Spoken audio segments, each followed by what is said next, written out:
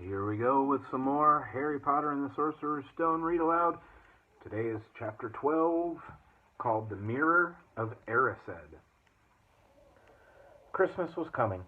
One morning in mid-December, Hogwarts woke to find itself covered in several feet of snow.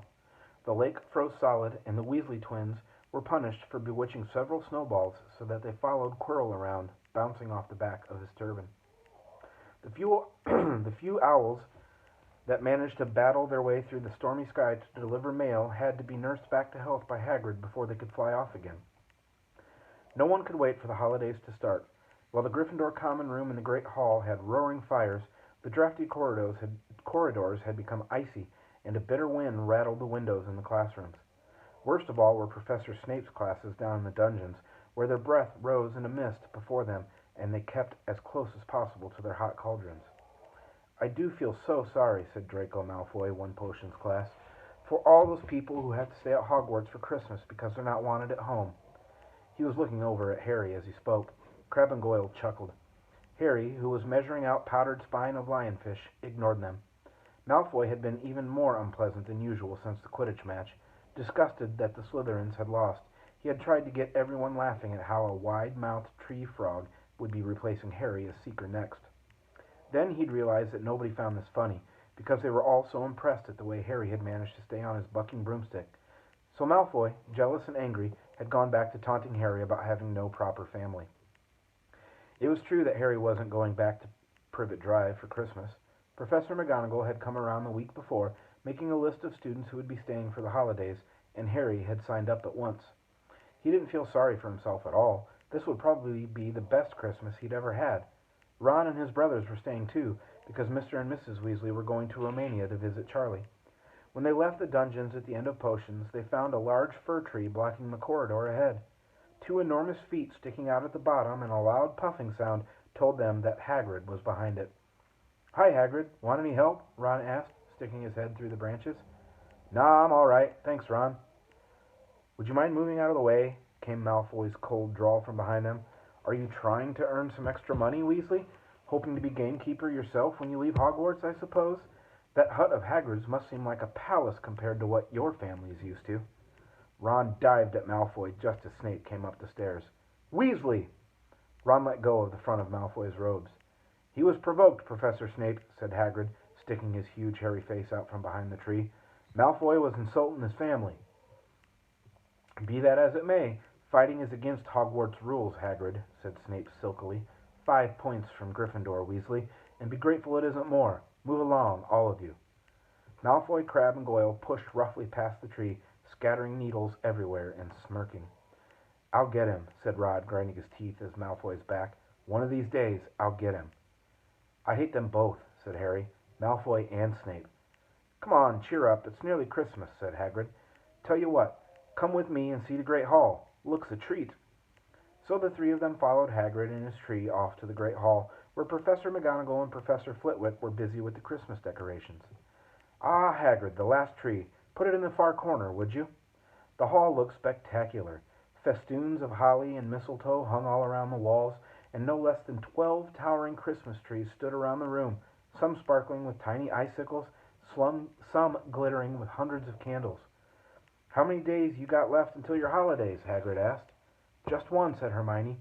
"And that reminds me, Harry, Ron, we've got half an hour before lunch. We should be in the library." "Oh, yeah, you're right," said Ron, tearing his eyes away from Professor Flitwick, who had golden baubles blossoming out of his wand and was trailing them over the branches of the new tree. "The library," said Hagrid, following them out of the hall. "Just before the holidays? Bit keen, aren't you?" "Oh, we're not working," Harry told him brightly. "Ever since you mentioned Nicholas Flamel, we've been trying to figure out who he is." "You what?" Hagrid looked shocked. "Listen here. I've told you. Drop it. It had nothing to do with you. What that dog's garden." "We just want to know who Nicholas Flamel is, that's all," said Hermione. "Unless you'd like to tell us and save us the trouble," Harry added. "We must have been through hundreds of books already, and we can't find him anywhere. Just give us a hint. I know I've read his name somewhere." "I'm saying nothing," said Hagrid flatly. "Just have to go find out for ourselves then," said Ron, and they left Hagrid looking disgruntled and hurried off to the library. They had indeed been searching books for Flamel's name ever since Hagrid had let it slip, because how else were they going to find out what Snape was trying to steal? The trouble was, it was very hard to know where to begin, not knowing what Flamel might have done to get himself into a book. He wasn't in great wizards of the 20th century, or notable magical names of our time. He was missing, too, from important modern magical discoveries and a study of recent developments in wizardry. And then, of course, there were the sheer size of the library.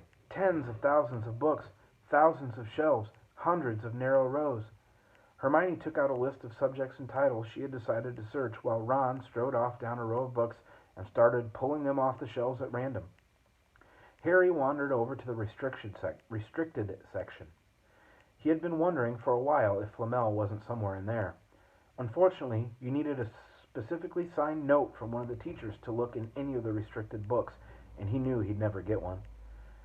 These were the books containing powerful dark magic never taught at Hogwarts, and only read by older students studying advanced defense against the dark arts. "What are you looking for, boy?" "Nothing," said Harry. Madam Pince, the librarian, brandished a feather duster at him. "You'd better get out, then. Go on. Out." Wishing he'd been a bit quicker at thinking up some story, Harry left the library. He, Ron, and Hermione had already agreed they'd better not ask Madam Pince where they could find Flamel. They were sure she'd be able to tell them, but they couldn't risk Snape hearing what they were up to.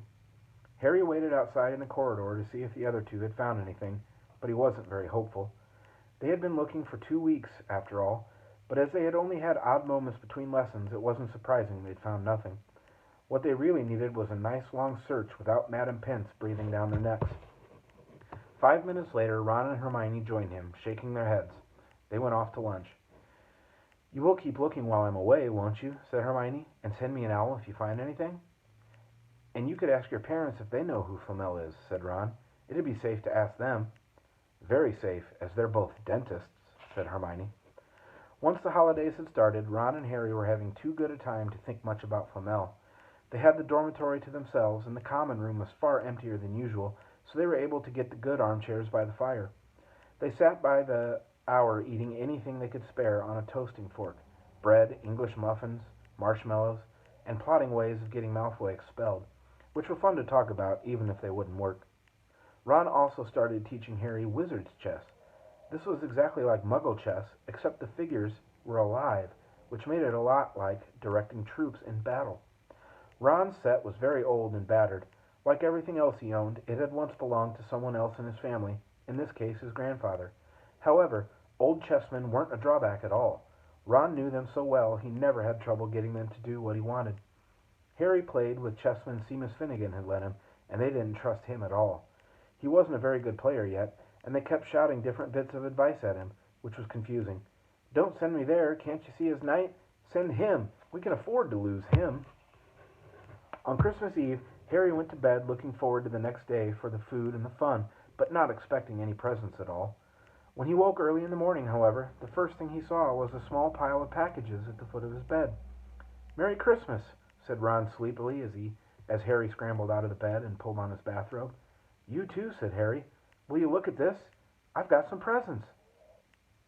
"What did you expect? Turnips?" said Ron, turning to his own pile, which was a lot bigger than Harry's. Harry picked up the top parcel. It was wrapped in thick brown paper, and scrawled across it was "To Harry, from Hagrid." Inside was a roughly cut wooden flute. Hagrid had obviously whittled it himself. Harry blew it. It sounded a bit like an owl. A second very small parcel contained a note. "We received your message and enclosed your Christmas present from Uncle Vernon and Aunt Petunia." Taped to the note was a 50-pence piece. "That's friendly," said Harry. Ron was fascinated by the 50 pence. "Weird," he said. "What a shape. This is money?" "You can keep it," said Harry, laughing at how pleased Ron was. "Hagrid and my aunt and uncle. So who sent these?" "I think I know who that one's from," said Ron, turning a bit pink and pointing to a very lumpy parcel. "My mom. I told her you didn't expect any presents, and—" "Oh, no," he groaned. "She's made you a Weasley sweater." Harry had torn open the parcel to find a thick, hand-knitted sweater in emerald green and a large box of homemade fudge. "Every year she makes us a sweater," said Ron, unwrapping his own, "and mine's always maroon." "That's really nice of her," said Harry, trying the fudge, which was very tasty. His next present also contained candy, a large box of chocolate frogs from Hermione. This only left one parcel. Harry picked it up and felt it. It was very light. He unwrapped it. Something fluid and silvery gray went slithering to the floor, where it lay in gleaming folds. Ron gasped. "I've heard of those," he said in a hushed voice, dropping the box of every flavor beans he'd gotten from Hermione. "If that's what I think it is, they're really rare and really valuable." "What is it?" Harry picked the shining silvery cloth off the floor. It was strange to the touch, like water woven into material. "It's an invisibility cloak," said Ron, a look of awe on his face. "I'm sure it is. Try it on." Harry threw the cloak around his shoulders, and Ron gave a yell. "It is! Look down!" Harry looked down at his feet, but they were gone. He dashed to the mirror. Sure enough, his reflection looked back at him, just his head, suspended in midair, his body completely invisible. He pulled the cloak over his head, and his reflection vanished completely. "There's a note," said Rod suddenly. "A note fell out of it." Harry pulled off the cloak and seized the letter. Written in narrow, loopy writing he had never seen before were the following words: "Your father left this in my possession before he died. It's time it was returned to you. Use it well. A very Merry Christmas to you." There was no signature. Harry stared at the note. Ron was admiring the cloak. "I'd give anything for one of these," he said. "Anything. What's the matter?" "Nothing," said Harry. He felt very strange. Who had sent the cloak? Had it really once belonged to his father? Before he could say or think anything else, the dormitory door was flung open and Fred and George Weasley bounded in. Harry stuffed the cloak quickly out of sight. He didn't feel like sharing it with anyone else yet. "Merry Christmas!" "Hey, look! Harry's got a Weasley sweater, too!" Fred and George were wearing blue sweaters, one with a large yellow F and the other a G. "Harry's is better than ours, though," said Fred, holding up Harry's sweater. "She obviously makes more of an effort if you're not family." "Why aren't you wearing yours, Ron?" George demanded. "Come on, get it on. They're lovely and warm." "I hate maroon," Ron moaned half-heartedly as he pulled it over his head. "You haven't got a letter on yours," George observed. "I suppose she thinks you don't forget your name." "But we're not stupid. We know we're called Gred and Forge." "What's all this noise?" Percy Weasley stuck his head through the door, looking disapproving. He had clearly gotten halfway through unwrapping his presents as he, too, carried a lumpy sweater over his arm, which Fred seized. "P for Prefect! Get it on, Percy. Come on. We're all wearing ours. Even Harry got one." "I don't want," said Percy thickly as the twins forced the sweater over his head, knocking his glasses askew. "And you're not sitting with the prefects today either," said George. "Christmas is a time for family." They frog-marched Percy out of the room, his arms pinned to his side by his sweater. Harry had never, in all his life, had such a Christmas dinner. 100 fat roast turkeys, mountains of roast and boiled potatoes, platters of chipolatas, tureens of buttered peas, silver boats of thick, rich gravy and cranberry sauce, and stacks of wizard crackers every few feet along the table. These fantastic party favors were nothing like the feeble muggle ones that the Dursleys usually bought, with their little plastic toys and their flimsy paper hats inside. Harry pulled a wizard cracker from Fred, and it didn't just bang, it went off with a blast like a cannon and engulfed them all in a cloud of blue smoke, while from the inside exploded a rear admiral's hat and several live white mice. Up at the high table, Dumbledore had swapped his pointed wizard's hat for a flowered bonnet and was chuckling merrily at a joke Professor Flitwick had just read him. Flaming Christmas puddings followed the turkey. Percy nearly broke his teeth on a silver sickle embedded in his slice. Harry watched Hagrid getting redder and redder in the face as he called for more wine, finally kissing Professor McGonagall on the cheek, who, to Harry's amazement, giggled and blushed, her top hat lopsided. When Harry finally left the table, he was laden down with a stack of things out of the crackers, including a pack of non-explodable luminous balloons, a grow-your-own warts kit, and his own new wizard chess set. The white mice had disappeared, and Harry had a nasty feeling they were going to end up as Mrs. Norris's Christmas-time dinner. Harry and the Weasleys spent a happy afternoon having a furious snowball fight on the grounds. Then, cold, wet, and gasping for breath, they returned to the fire in the Gryffindor common room, where Harry broke in his new chess set by losing spectacularly to Ron. He suspected he wouldn't have lost so badly if Percy hadn't tried to help him so much. After a meal of turkey sandwiches, crumpets, trifle, and Christmas cake, Everyone felt too full and sleepy to do much before bed except sit and watch Percy chase Fred and George all over the Gryffindor Tower because they'd stolen his prefect badge. It had been Harry's best Christmas day ever, yet something had been nagging at the back of his mind all day. Not until he climbed into bed was he free to think about it, the invisibility cloak and whoever had sent it. Ron, full of turkey and cake and with nothing mysterious to bother him, fell asleep almost as soon as he'd drawn the curtains of his four-poster. Harry leaned over the side of his own bed and pulled the cloak out from under it. His father's. This had been his father's. He let the material flow over his hands, smoother than silk, light as air. Use it well, the note had said. He had to try it now. He slipped out of bed and wrapped the cloak around himself. Looking down at his legs, he saw only moonlight and shadows. It was a very funny feeling. Use it well. Suddenly, Harry felt wide awake. The whole of Hogwarts was open to him in his cloak. Excitement flooded through him as he stood there in the dark and silence. He could go anywhere in this. Anywhere. And Filch would never know. Ron grunted in his sleep. Should Harry wake him? Something held him back. His father's cloak. He felt that this time, the first time, he wanted to use it alone. He crept out of the dormitory, down the stairs, across the common room, and climbed through the portrait hole. "Who's there?" squawked the fat lady. Harry said nothing. He walked quickly down the corridor. Where should he go? He stopped, his heart racing, and thought. And then it came to him. The restricted section in the library. He'd be able to read as long as he liked, as long as it took to find out who Flamel was. He set off, drawing the invisibility cloak tight around him as he walked. The library was pitch black and very eerie. Harry lit a lamp to see his way along the rows of books. The lamp looked as if it was floating along in midair, even though Harry could feel his arm supporting it. The sight gave him the creeps. The restricted section was right at the back of the library. Stepping carefully over the rope that separated these books from the rest of the library, he held his lamp up to read the titles. They didn't tell him much. Their peeling, faded gold letters spelled words and languages Harry couldn't understand. Some had no title at all. One book had a dark stain on it that looked horribly like blood. The hairs on the back of Harry's neck prickled. Maybe he was imagining it, maybe not, but he thought a faint whispering was coming from the books, as though they knew someone was there who shouldn't be. He had to start somewhere. Setting the lamp down carefully on the floor, he looked along the bottom shelf for an interesting-looking book. A large black and silver volume caught his eye. He pulled it off with difficulty because it was very heavy, and, balancing it on his knee, let it fall open. A piercing, blood-curdling shriek split the silence. The book was screaming. Harry snapped it shut, but the shriek went on and on, one high, unbroken, ear-splitting note. He stumbled backward and knocked over his lamp, which went out at once. Panicking, he heard footsteps coming down the corridor outside. Stuffing the shrieking book back on the shelf, he ran for it. He passed Filch in the doorway.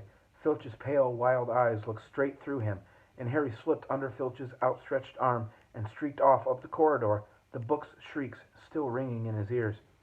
He came to a sudden halt in front of a tall suit of armor. He had been so busy getting away from the library, he hadn't paid attention to where he was going. Perhaps because it was dark, he didn't recognize where he was at all. There was a suit of armor near the kitchens, he knew, but he must be 5 floors above that. You asked me to come directly to you, Professor, if anyone was wandering around at night, and somebody's been in the library, the restricted section. Harry felt the blood drain out of his face. Wherever he was, Filch must know a shortcut, because his soft, greasy voice was getting nearer, and to his horror, it was Snape who replied.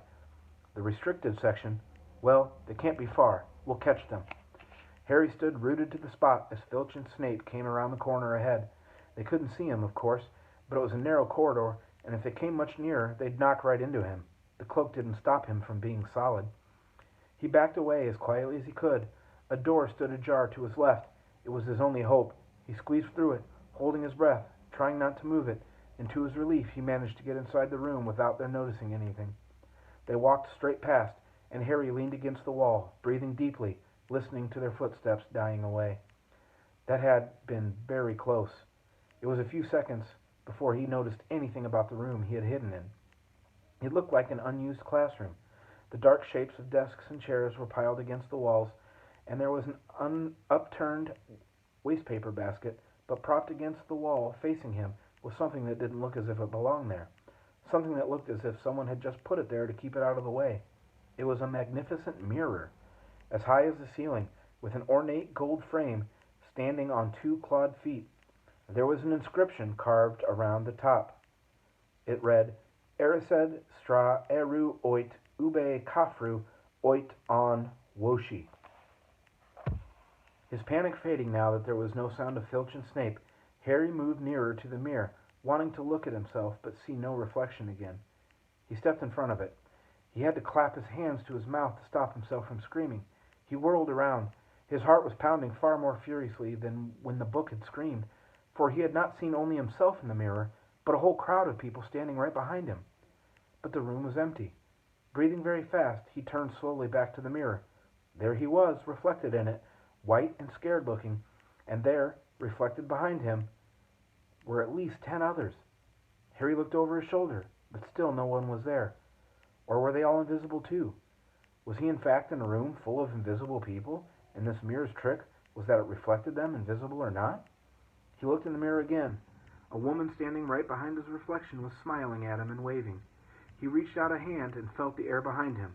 If she was really there, he'd touch her. Their reflections were so close together, but he felt only air. She and the others existed only in the mirror. She was a very pretty woman. She had dark red hair and her eyes. Her eyes are just like mine, Harry thought, edging a little closer to the glass. Bright green, exactly the same shape, but then he noticed that she was crying. Smiling, but crying at the same time. The tall, thin, black-haired man standing next to her put his arm around her. He wore glasses, and his hair was very untidy. It stuck up in the back, just as Harry's did. Harry was so close to the mirror now that his nose was nearly touching that of his reflection. "Mom?" he whispered. "Dad?" They just looked at him, smiling. And slowly, Harry looked into the faces of the other people in the mirror and saw other pairs of green eyes like his, other noses like his, even a little old man who looked as though he had Harry's knobbly knees. Harry was looking at his family for the first time in his life. The Potters smiled and waved at Harry, and he stared hungrily back at them, his hands pressed flat against the glass as though he was hoping to fall right through it and reach them. He had a powerful kind of ache inside him, half joy, half terrible sadness. How long he stood there, he didn't know. The reflections did not fade, and he looked and looked until a distant noise brought him back to his senses. He couldn't stay here. He had to find his way back to bed. He tore his eyes away from his mother's face, whispered, "I'll come back," and hurried from the room. "You could have woken me up," said Ron crossly. "You can't come tonight." You can come tonight. I'm going back. I want to show you the mirror." "I'd like to see your mom and dad," Ron said eagerly. "And I want to see all your family, all the Weasleys. You'll be able to show me your other brothers and everyone." "You can see them any old time," said Ron. "Just come around my house this summer. Anyway, maybe it only shows dead people. Shame about not finding Flamel, though. Have some bacon or something. Why aren't you eating anything?" Harry couldn't eat. He had seen his parents and would be seeing them again tonight. He had almost forgotten about Flamel. It didn't seem very important anymore. Who cared what the three-headed dog was guarding? Why did it matter if Snape stole it, really? "Are you all right?" said Ron. "You look odd." What Harry feared most was that he might not be able to find the mirror room again. With Ron covered in the cloak too, they had to walk much more slowly the next night. They tried retracing Harry's route from the library, wandering around the dark passageways for nearly an hour. "I'm freezing," said Ron. "Let's forget it and go back." "No," hissed Harry. "I know it's here somewhere." They passed the ghost of a tall witch gliding in the opposite direction, but saw no one else. Just as Ron started moaning that his feet were dead with cold, Harry spotted the suit of armor. "It's here, just here. Yes." They pushed the door open. Harry dropped the cloak from around his shoulders and ran to the mirror. There they were. His mother and father beamed at the sight of him. "See?" Harry whispered. "I can't see anything." Look at them all. There are loads of them." "I can only see you." "Look at it properly. Go on, stand where I am." Harry stepped aside, but with Ron in front of the mirror, he couldn't see his family anymore. Just Ron in his paisley pajamas. Ron, though, was staring transfixed at his image. "Look at me," he said. "Can you see all your family standing around you?" "No, I'm alone, but I'm different. I look older, and I'm head boy." "What?" "I am. I'm wearing the badge like Bill used to. And I'm holding the house cup and the Quidditch cup. I'm Quidditch captain, too. Ron tore his eyes away from the splendid sight to look excitedly at Harry. Do you think this mirror shows the future? How can it? All my family are dead. Let me have another look. You had it to yourself all last night. Give me a bit more time. You're only holding the Quidditch cup. What's interesting about that? I want to see my parents. Don't push me. A sudden noise outside the corridor put an end to their discussion. They hadn't realized how loudly they had been talking. Quick! Ron threw the cloak back over them as the luminous eyes of Mrs. Norris came around the corner. Ron and Harry stood quite still, both thinking the same thing. Did the cloak work on cats? After what seemed an age, she turned and left. This isn't safe. She might have gone for Filch. I bet she heard us. Come on. And Ron pulled Harry out of the room. The snow still hadn't melted the next morning. Want to play chess, Harry? Said Ron. No. Why don't we go down and visit Hagrid? No, you go. I know what you're thinking about, Harry. That mirror. Don't go back tonight. Why not? I don't know. I've just got a bad feeling about it. And anyway, you've had too many close shaves already. Filch, Snape, and Mrs. Norris are wandering around. So what if they can't see you? What if they walk into you? What if you knock something over? You sound like Hermione. I'm serious, Harry. Don't go. But Harry only had one thought in his head, which was to get back in front of the mirror, and Ron wasn't going to stop him. That third night he found his way more quickly than before. He was walking so fast he knew he was making more noise than was wise, but he didn't meet anyone. And there were his mother and father smiling at him again, and one of his grandfathers nodding happily. Harry sank down to sit on the floor in front of the mirror. There was nothing to stop him from staying here all night with his family. Nothing at all, except... So, back again, Harry? Harry felt as though his insides had turned to ice. He looked behind him. Sitting on one of the desks by the wall was none other than Albus Dumbledore. Harry must have walked straight past him, so desperate to get to the mirror he hadn't noticed him. I didn't see you, sir. Strange how nearsighted being invisible can make you, said Dumbledore, and Harry was relieved to see that he was smiling. So, said Dumbledore, slipping off the desk to sit on the floor with Harry, you, like hundreds before you, have discovered the delights of the Mirror of Erised. I didn't know it was called that, sir. But I expect you realize by now what it does. It shows me my family. And it showed your friend Ron himself as head boy. How did you know? I don't need a cloak to become invisible, said Dumbledore gently. Now, can you think what the Mirror of Erised shows us all? Harry shook his head. Let me explain. The happiest man on earth would be able to use the Mirror of Erised like a normal mirror.